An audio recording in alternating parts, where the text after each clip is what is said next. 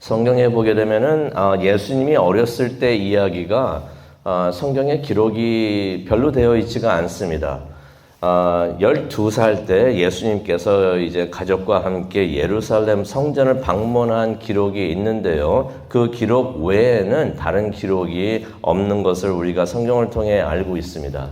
하지만은 그렇다고 해서 예수님에 대한 이야기가 전해 내려오지 않는 것은 아닌데요. 여러 이야기가 전설처럼 내려오고 있습니다. 그 한 예가 어떤 이야기가 있냐면은 예수님께서 어렸을 때 친구들이 같이 놀아주지를 않았대요. 놀아주지를 않아가지고 예수님께서 하루는 어떤 일을 하셨냐면은 진흙으로 새를 만들어가지고 거기다가 입김을 넣어가지고 그렇게 하니까 이 진흙으로 만든 새가 살아나가지고 날아갔다라는 그런 이야기가 전설처럼 내려옵니다. 그래가지고 친구들이 또 많이 생겼다라는 그런 이야기가 나오는데 이 이야기 어떻게 들으면 창세기의 천지창조 이야기와 같습니다. 하나님께서 사람을 만든 후에 입김을 넣어가지고 사람이 살아나게 만들었던 것처럼 그런 일과 비슷하구나. 그때 예수님께서 성자 하나님으로 계셨기 때문에 천지창조를 예수님께서 하셨기 때문에 그런 일을 하셨을 수도 있겠다라고 생각을 할 수가 있습니다. 하지만 그런 전해 내려오는 이야기가 전혀 사실이 아닙니다. 예수님께서는 어렸을 때 그런 기적을 행하신 일이 한 번도 없으신 것을 우리가 성경을 통해서 알 수가 있는데 어떻게 알 수가 있는가? 오늘 읽은 말씀을 보게 되면 가나의 기적이 나와 있습니다. 가나의 기적이 성경에서 뭐라고 말을 하고 있냐면요. 11절을 보니까 예수님께서 행하신 첫 표적이다라고 말을 하고 있습니다. 그게 첫 표적이니 이전에 아무런 기적도 예수님께서는 행하지 않으셨다는 것을 우리가 알 수가 있는데 누가 그런 말을 하거든 아니면 어떤 교회나 그렇게 가르치는 교회들도 있어요. 하지만 그런 것들이 절대로 사실이 아니다는 것을 우리가 깨달았으면 좋겠습니다. 가나의 기적 요한복음 2장 1절부터 11절에 기록을 하고 있는데요. 성경은 이것을 첫 표적이라고 말을 하고 있습니다. 이것을 기적이라고도 표현을 할 수가 있는데 성경에서는 표적이라고 표현을 하고 있습니다. 표적이라는 것은 영어로 사인이 된다는 것인데 사인이라 하는 것은 어떤 의미가 있냐면요. 예수님이 하나님이시라는 것을 암시하는 기적이라는 이야기가 됩니다. 그러니 그냥 사람이 할 수 없는 것을 하셨다 그런 의미가 아니고요. 어떠한 의미가 암시되고 있는 기적이라는 의미가 되는 것입니다. 그래서 우리가 가나의 기적을 우리가 보면서 예수님께서 물을 포도주로 만드셨구나 하고서 그렇네 잘하셨네 하면서 그냥 넘어갈 수 있는 간단한 이야기가 아니라는 것입니다. 그 이야기가 많은 것을 더 깊고 넓은 것을 암시하고 있는 기적이 된다는 것입니다. 그래서 오늘 그 의미를 한번 찾아보기를 원하는데요. 말씀을 보게 되니까 예수님께서 결혼식에 초대를 받아가지고 가셨습니다. 근데 혼자 가신 게 아니에요. 어머니도 가셨고 제자들과 함께 참석을 했습니다. 거기에 많은 사람들이 결혼식에 참석을 해가지고 즐거운 시간을 보냈는데요. 제가 성지순례를 가면서 가나의 기적이 일어났던 곳을 기념하는 장소를 갔었습니다. 가나라는 곳을 갔어요. 가나라는 동네를 가가지고 거기에 갔는데 어디서 했는지는 모르죠. 아무도 모르는데 한 장소를 지정을 해가지고 그곳을 이제 기념하는 그런 곳이 있었습니다. 근데 그곳에 갔는데 이제 많은 사람들이 이제 모였겠죠. 그런데 그런 잔치를 하는데 일어나면 안 되는 일이 일어났던 것입니다. 지난 주일에도 장로님 큰 잔치를 교회에서 하셨는데 그 잔치를 할 때 일어나면 안 되는 일이 뭐가 있을까요? 많은 사람들이 다 모였는데 갑자기 음식이 떨어지거나 그러면은 그거는 완전히 낭패가 되잖아요. 이때에 무슨 일이 일어나면 포도주가 떨어졌던 것이에요. 근데 우리가 이걸 잘 이해를 해야 되는 게요. 포도주 하니까, 그 술이 떨어졌다는 얘기인가 보다라고 생각을 할 수가 있지만은 그게 그렇지가 않습니다. 거기는 사막지대 같은데요. 그래가지고 물이 없어요. 물이 없고 있다고 하더라도 마실 물이 없었던 것이 굉장히 귀했던 것입니다. 그래서 사람들이 어떻게 했냐면은 마실 물을 포도주 같이 만들어왔는데 이 포도주가 굉장히 연했던 것이에요. 별로 취하지도 않고 그런 포도주였는데 그 포도주가 그러니까 어떻게 보면 술이 아니라 음료였던 것입니다. 물 같은 음료였던 거지. 물이 떨어졌다는 얘기예요. 이거 우리말로 그냥 표현을 한다면은 무슨 커피가 떨어졌고 그 의미도 아니고 마실 물이 떨어졌다는 것입니다. 그래서 사람들이 음식을 막 먹는데 물이 떨어지니까 얼마나 이게 답답하고 갈증이 심했겠습니까? 여기서 뭘 의미를 하고 있냐면은 바로 이것이 세상의 모습이다 하는 것을 우리에게 보여주고 있습니다. 영적으로 메말라가지고 영적 갈증이 심한 세상의 모습을 여기서 말을 해주고 있는 것입니다. 영적으로 갈증이 막 있는데 시원하게 마실 수 있는 그러한 만족감을 사람들이 못 느끼고 있다는 것입니다. 그래서 삶을 살면서 기뻐하고 즐거워하고 행복해야 되는데 기뻐하는 것 같고 즐거워할 일은 많이 있는 것 같지만 실제로 마음속으로 기뻐하고 행복해하는 그러한 일을 못 느끼고 있다는 것이에요. 바로 그런 세상에 예수님이 오신 줄로 믿습니다. 그런 세상에 예수님께서 오셨다는 것입니다.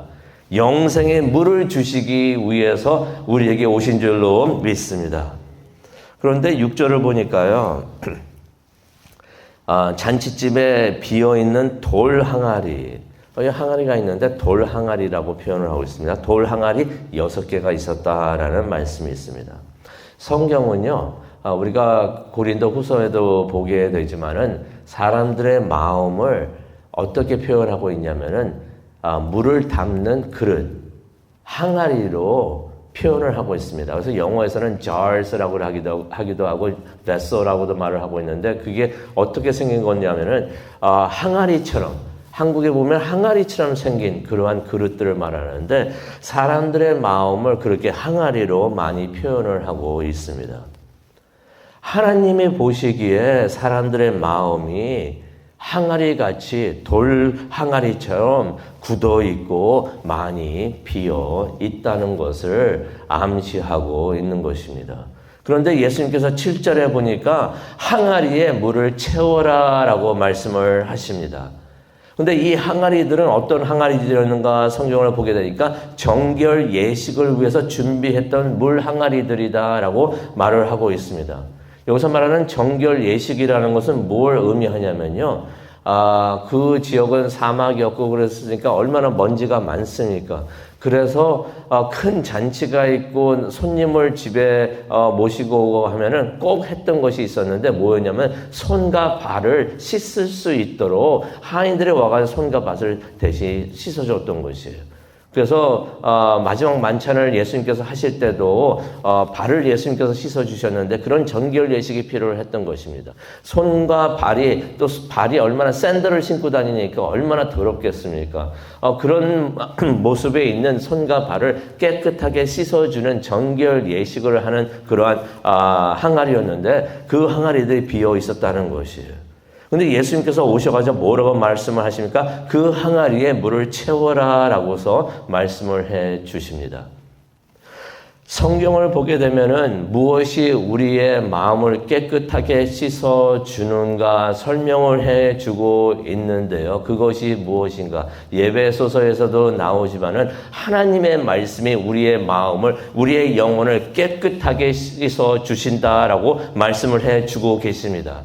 그러면 예수님께서 너희들의 빈 마음을 항아리 같은 그 빈 마음을 물로 채우라라고 말씀하셨는데 뭐로 채우라고 말씀을 하십니까? 하나님의 말씀으로 채우라는 것입니다. 하나님의 말씀을 우리가 들을 때 우리가 감동이 되고 그 감동된 말씀이 우리의 마음을 깨끗하게 씻어주는 줄로 믿습니다. 또 절망돼 있고 힘들어하고 지쳐있는 우리를 힘있게 다시 한번 오늘도 승리하게끔 뛰어나가게끔 해줄 수 있는 것이 하나님의 말씀이 되는 줄로 믿습니다. 우리의 마음을 하나님의 말씀으로 채우라는 것이에요. 그랬더니 이제 하인들이 와가지고 빈 항아리들의 물을 가득 채웁니다. 이게 참 의미가 있는 말씀이다 하는 것을 우리가 깨달을 수가 있는데요. 사람들의 빈 마음을 말씀으로 채우는 일은 누가 하는 일인가? 이거는 우리가 하는 일인 줄로 믿습니다.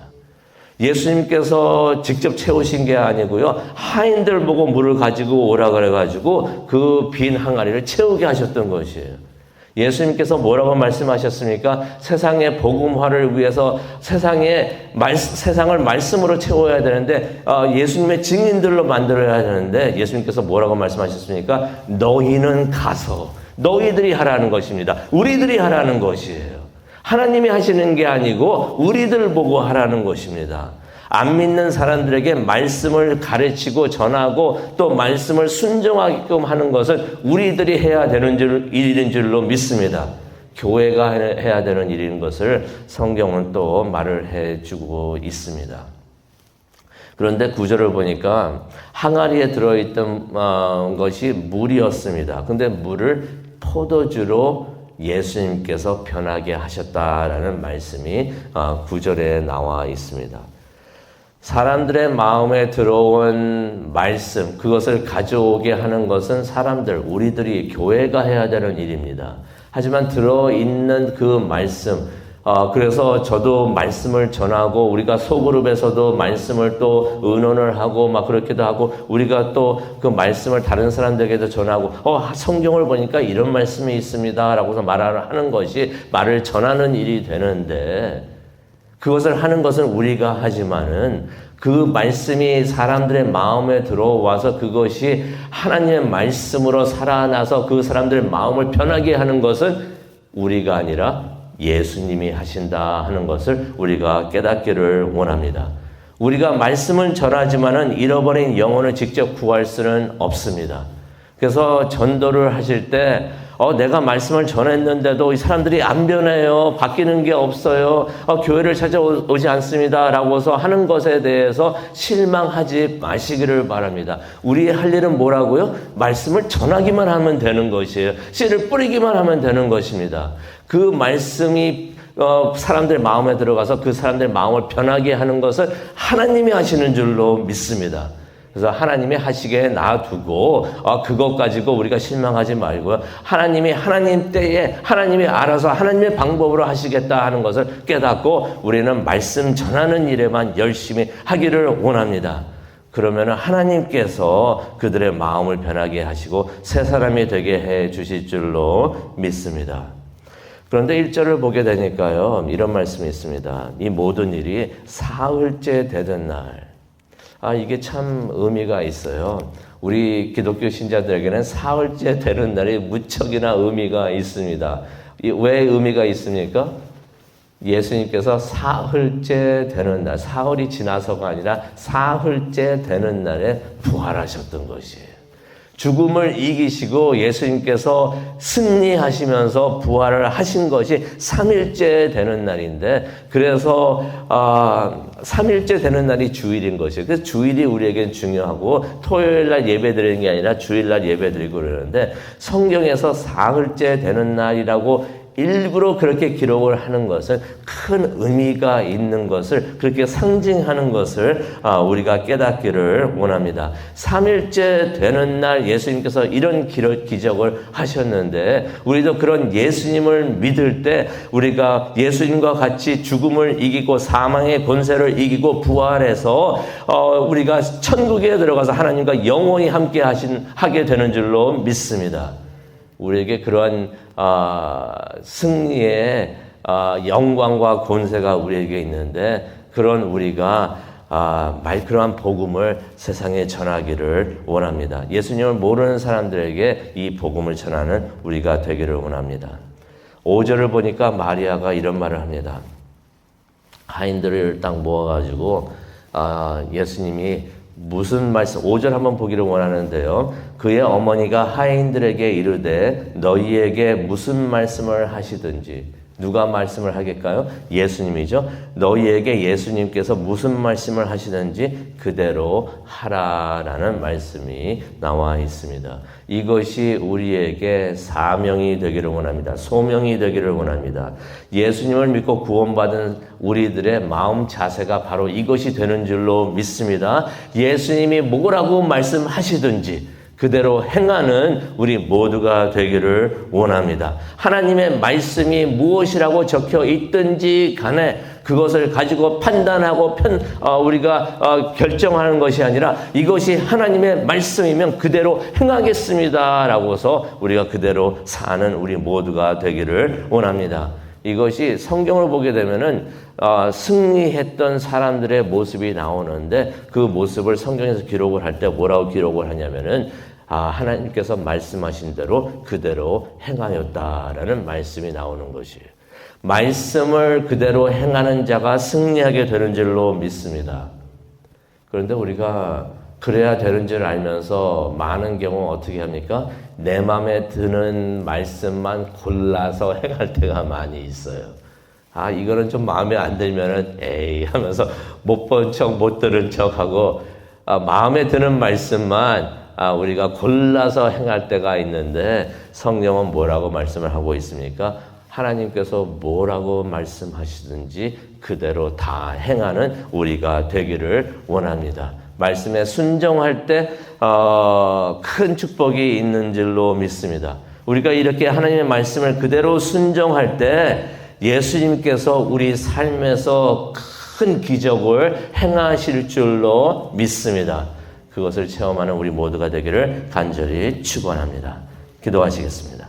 사랑과 은혜가 충만하신 하나님 아버지 감사합니다. 가나의 기적을 보면서 그것이 그냥 지나갈 수 있는 그러한 기적이 아니라 첫 표적이 된다고 하셨는데 어떤 표적이 되는지 우리가 다시 한번 봤습니다.